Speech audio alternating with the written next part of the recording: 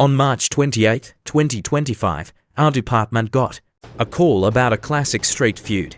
A tenant claimed two people were yelling right at him from down below, and our bodycam captured the real drama. Apparently, someone was trying to break inside his to throw some hands with him. So we rolled up to handle this intense domestic theater. This is what we found. So my wife is in a wheelchair and this idiot over there on the second floor is just screaming non-stop, insults at her, telling her to get up and walk away. Now I am searching for her and he is still screaming insults at us. Sure, he claims he is calling the cops on, when I did absolutely nothing wrong. I am just walking down the street here, right? And he is calling the police on me. Ow, you are here, I am trying to find wife. Okay, did you go to his house? No, I just stepped onto his lawn because he was yelling and cursing at us, calling us worthless homeless crackheads. We are not homeless, we are walking home. Okay, how did that make your wife go missing? She got so incredibly angry at him for calling her a crackhead when she is not, so she just walked away. She broke her leg 4 months ago and should not be walking, but now she is storming off. But she is an adult, so she can walk away. I know, I am just extremely mad. I walked away after all that nonsense. Right, I walked away, and he is still sitting there yelling at me as I walk away. He kept saying he is calling you. We arrived to a guy defending himself. He claims someone is yelling at him. Then come the apologies. Apparently he is looking for Tanner, just trying to clear things up, supposedly. His main mission, retrieving his wife, who is currently highly intoxicated tonight. Meet Sarah, the star of tonight's show. Classic midnight dispatch. He insists this whole situation is garbage. Still seeking Sarah, but the innocence card gets played. He claims no laws were broken, just searching. Apparently the other guy was screaming profanities while he simply walked away. Now, here is a quick lesson. Yelling is not a crime, folks. People can shout all day if they want. Just yell back and keep walking. Guys, just keep those feet moving. He insists the shouting stops him, making his dramatic exit highly difficult. Strangely, we hear absolute silence. So what is really happening? That is why he flagged us down, just to get his side in, hoping we would back him up, because getting arrested was not on his schedule for tonight's big outing. Over some silly drama, we ask the real police questions now. Did he trespass? Nope. Not even on his lawn. Never. Double checking the story here. The target lives on floor 2. Gravity is his defense tonight. Plus, the main door is locked. He even knows a guy inside. No entry without a special code. A code he definitely does not have. So trespassing was physically impossible. Now, this guy claims his neighbor opened the door, but honestly, it was pure drama. Classic excuse. He keeps venting about the neighbor's call, calling it absolute garbage. So I asked him what he wanted from me, because his crazy energy was starting to seriously test my own patience. We need calm here. He apologized, but I had to lay down the law.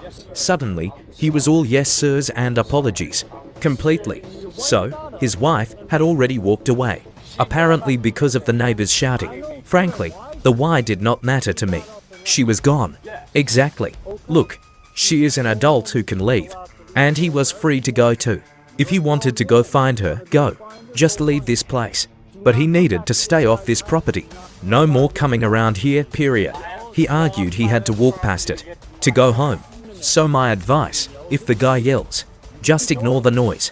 Be the big adult and just keep moving. Keep moving. But his ego was still way too bruised. His wife had walked away. Even if called a crackhead, he kept claiming he had to defend his wife. No matter. I told him that yelling back is not the way to do it. The best defense is simply being the much bigger man, telling his wife to ignore the drama, and just strolling on by. He sighed, just walk away. But he kept resisting.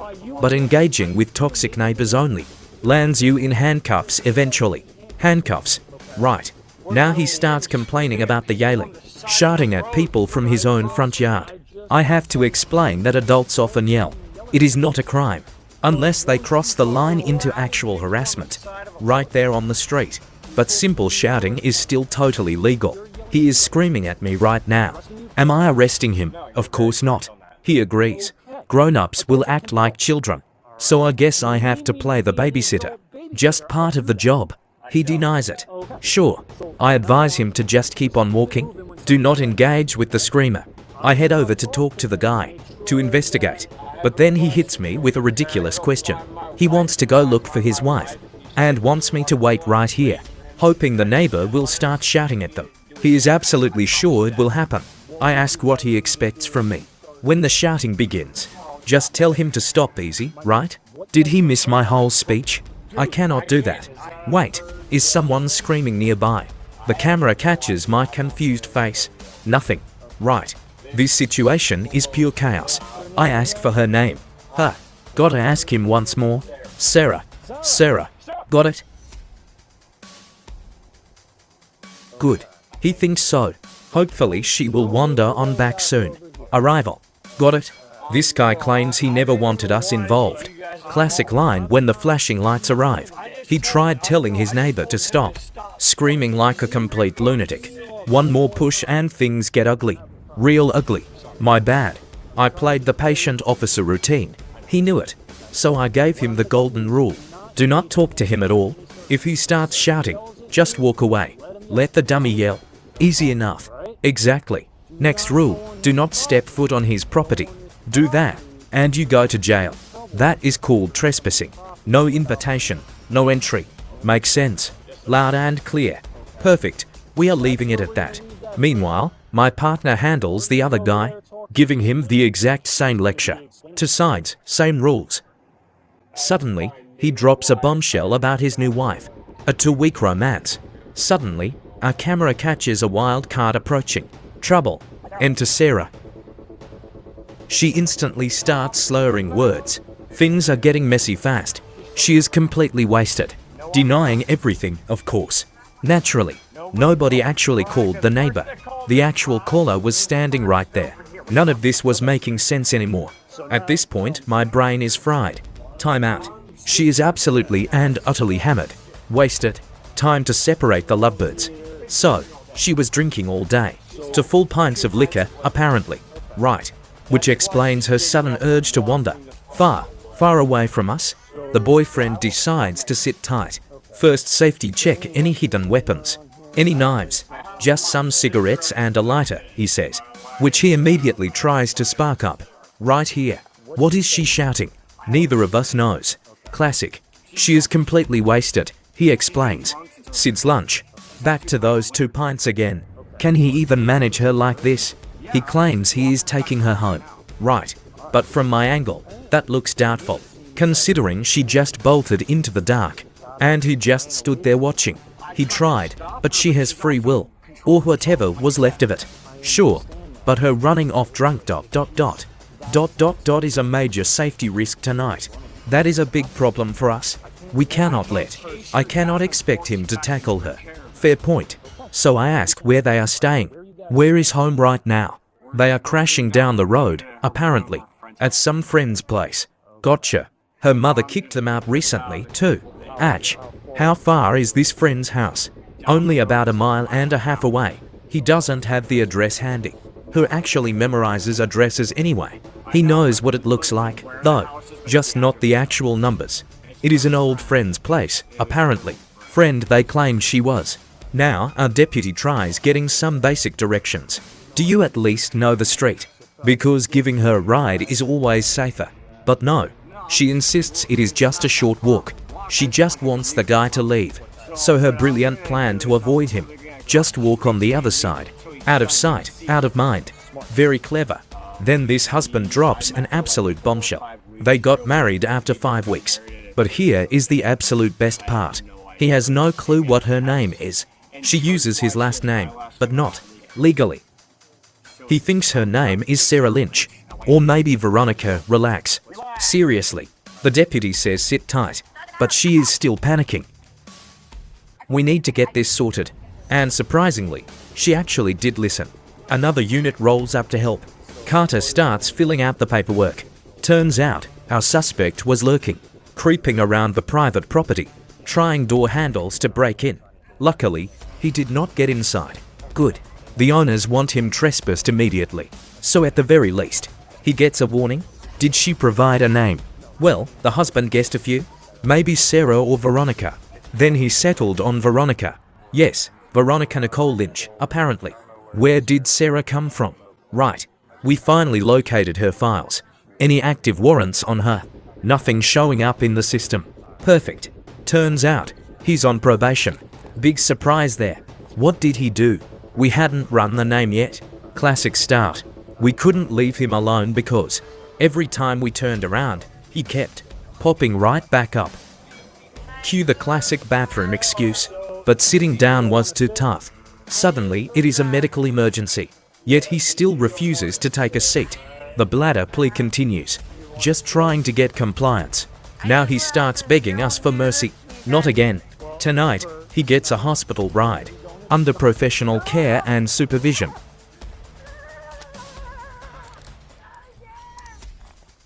We had to Muchman act him, for his own safety. Up we go. Oh. He really did not like that plan. Blaming us for his choices. We are just standing here. The camera catches the drama. Some folks just never learn their lesson. Ever. Time to sit down. Cue the colorful insults. Now he tries negotiating a deal. Seriously. Begging. Whining about the cuffs again. Please. Really.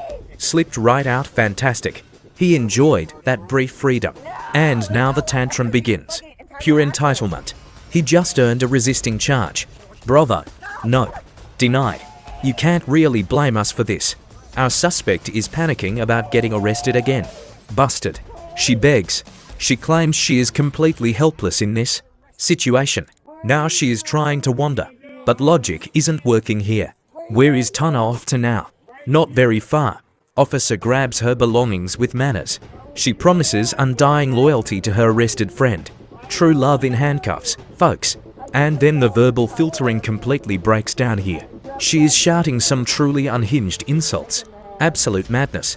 She keeps screaming her devotion over the noise, promising to wait forever, suddenly claiming she called us first. Now she is handing out spiritual sentences. The officer remains calm and collected. She decides to threaten violence instead, cursing up a storm and offering to scrap. Bring it on. She is ready to fight right this second, even with a broken leg, apparently. Our body cams capture this wild and angry tantrum, and she drags fast food into it. She is officially losing her mind right here, screaming at everyone. Classic neighborhood drama. Since she is clearly intoxicated, backup arrives. We have medical hold options on standby. Either works. Let's get the facts straight. So, this guy tried breaking in earlier. Wiggled the porch door screen to enter. Thankfully, the homeowners kept it locked. Crisis averted there. The victims don't want to press charges. They just want him gone permanently. Banned. A witness neighbor steps up to explain. He was lurking around the yard, shouting wild threats at the locals, terrifying everyone in the entire building. So dispatch says this guy is going to beat them up, and nobody even knows him. He is not a resident, he is just wandering around the property. So, what is his deal? We really need to do something about this guy. Well, so, what is happening here? I am just saying hello. Hey there. I am not doing anything. He is trying. Officer Carter tells us that the suspect tried to force his way inside and threatened to beat everyone up. And there is a child inside that apartment. Did anyone interview him yet? I do not know. I just asked what happened. So, according to Carter, he met with the caller, and a neighbor said that he was hanging around in the parking lot. We do not know which exact apartments, either these apartments or the ones next door. Exactly. Now, he tried to barge inside and then threatened the family. Carter confirmed this directly with Carter, but they said all they want is a trespass warning. But with the way he is acting and how he lingered in the parking lot, and they have a kid there, I do not know if trespassing is enough. Appropriate here. They both told dispatch that they do not want to press charges. Maybe one of us can explain to them how we operate. Is the correct address on the screen? Yes, it should be correct. I will go talk to them now. Here is what we are going to do. My friend, Tang, Our suspect here just wants some quick answers. Classic suspect move. The deputy is happy to explain, but first, before they can keep chatting about this, he has to handle legal safety. Yes, it is time for the Miranda warning. Standard procedure. Naturally, the guy panics about getting arrested. Not yet, buddy, but to keep talking, especially after what just went down here. The officer must protect the case. Of course, he claims he already knows them. They always do. But the law is strict. He sighs and tells the officer to get it done, still insisting the whole thing is completely pointless. Sure you do. Let's check the body cam. He begins reading the official card aloud. The guy even tries to recite along with him, but the deputy has to finish the speech, explaining how statements can impact his court case, and that he has the right to counsel, to have them right there beside him before any of the questions start. And if he has no money for one, the state will provide a free lawyer to assist him during the interrogation. He can stop talking whenever he wants. It is entirely up to him from here. No pressure to answer anything at all. Then comes the final checklist question. Does he actually understand all of this?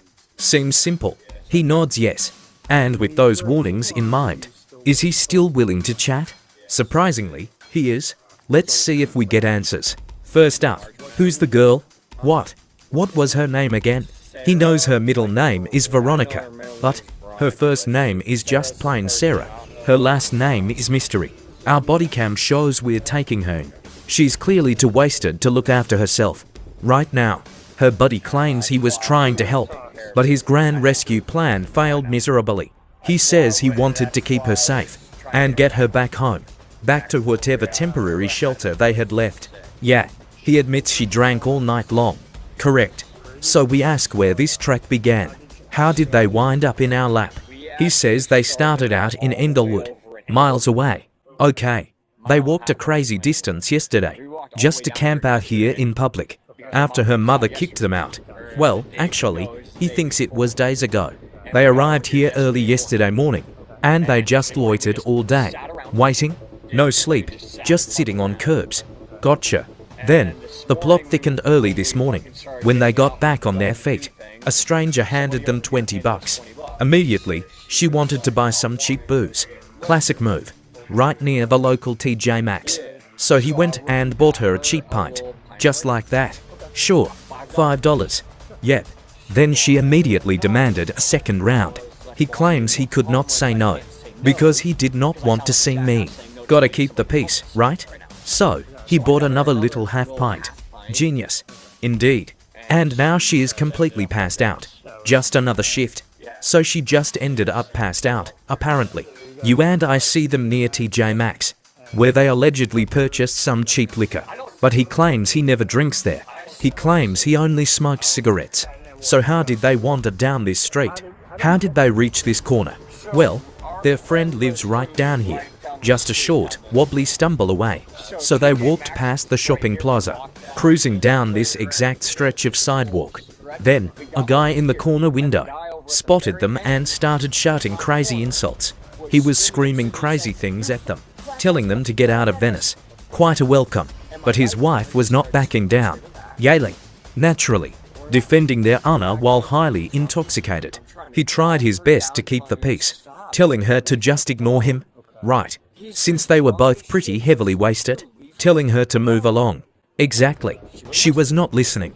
No surprise.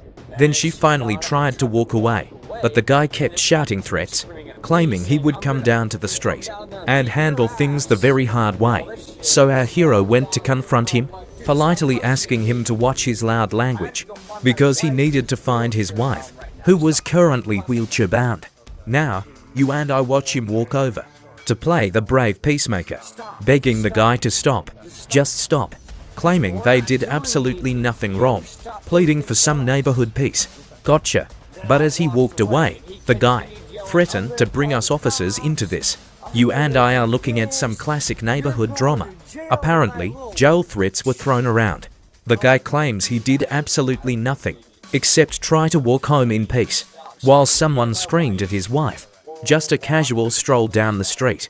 Naturally, our officer listens to his side, but we have to ask the obvious question. Why? Why approach a guy up on a balcony? Right. who is yelling insults down below. Our deputy wants to know the logistics. Did he go up to confront him? He insists he stayed on ground level, just yelling back from the parking lot, begging to just go home in peace, without any more shouting. So he did step onto the property, only after the shouting started. Yes, strictly after the yelling began, not before. We're trying to piece this together, to see what really happened. He claims he is a peaceful guy.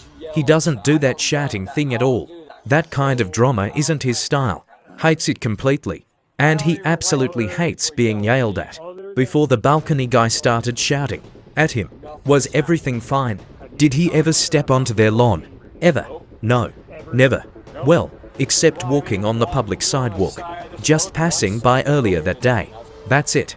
So, just the public sidewalk, right? Yes. Completely public property. No trespassing on their lawn. Correct. No beef with them before tonight. So, you never actually visited their place, or maybe tested their door handle security. Look, my buddy lives there, but honestly, I've never once set foot inside, she told us. Drop by anytime you want, but I have to buzz you in. We never wanted to bother because we did not want him dealing with the hassle of buzzing us up into his place when management does not even let random people visit in there. Right. They just do not allow that stuff. They will evict you if you try to bring guests over. We really did not want to put him in that spot and get him evicted. Gotcha. So, we just stay away. So, you are saying there is absolutely zero chance you shook their door handle or played amateur locksmith, right? Never. And you definitely did not shout about wanting to cause some serious bodily harm, like, I am going to end you, or I am going to wreck your world. Look, I do not play those trashy games. I really do not see violence as a real solution to anything. I hear you. Honestly, I used to hit the bottle hard and would get pretty aggressive back then. But ever since I ditched the booze, all that aggression vanished. I do not like being angry anymore. It is just totally pointless to go around being hostile in life. Fair point. We can solve things calmly and cordially, which is exactly what I tried with him, just asking him to stop screaming. But he simply refused to listen. So, I started walking over here to find her, right before you guys rolled up. So, let's look at this body cam footage together. They claim they were just chilling nearby, just wandering around, minding their business. Scraped some cash together to go shopping. Specifically, cheap booze. Exactly. Then they started heading back on foot. Target destination, their buddy's apartment up here. Around here. Yep. But during their walk, some random guy began screaming insults, yelling absolute nonsense. So they got cornered by this dude, who kept shouting off camera. Correct. They swear they barely touched his lawn, only stepping on the asphalt to argue back. Indeed. Then they rushed over to wave me down, waving for backup desperately. Yes. Right. This is where we spot the contradiction. They claim nothing else actually happened. Also they say, nope. Sure. Now they are worried about the other guy, who is apparently completely out of his mind. He is slurring words like crazy, but I haven't interviewed him yet. Just yet. But they are already making his excuses. Both are totally wasted. So let's double check their story. Did they try trespassing at all? None. Never. And did they make any threats?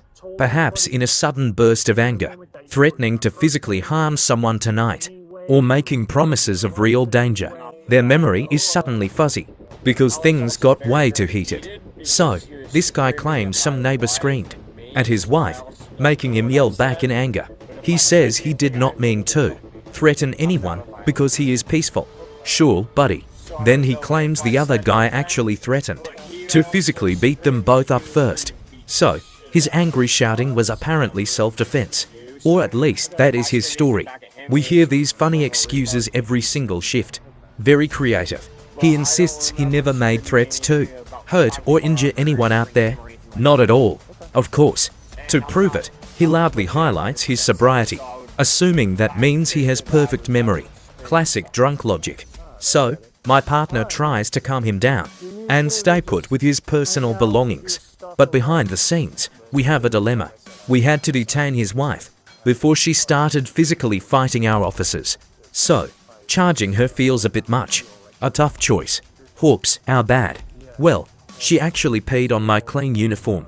I would absolutely love to charge her. But is it the right moral choice? But being drunk is no excuse to start committing crimes in public areas. Exactly true. Just because you had too much alcohol does not mean you escape the law. So, we must make our final decision. Will the detention center take her in? Tonight. They have holding facilities, yes. Yeah, sure. Even if she is completely hostile. Yes, they have secure cells.